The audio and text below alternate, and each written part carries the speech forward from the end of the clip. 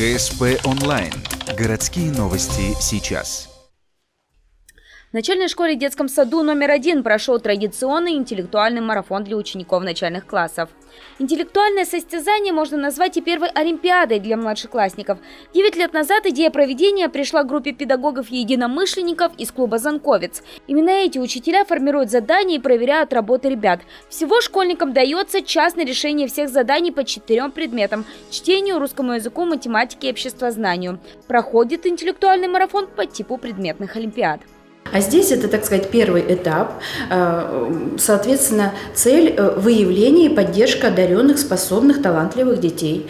Выявить и развивать этих ребят дальше, чтобы действительно были результаты и далее в среднем звене, в старших классах.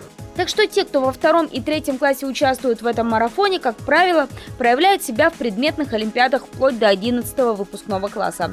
Также малыши защищают и престиж своей школы. В отличие от олимпиад, в интеллектуальном марафоне есть как личный, так и групповой зачет. По общим баллам представителей каждой отдельной школы. Самых лучших наградят в конце учебного года на общегородском празднике.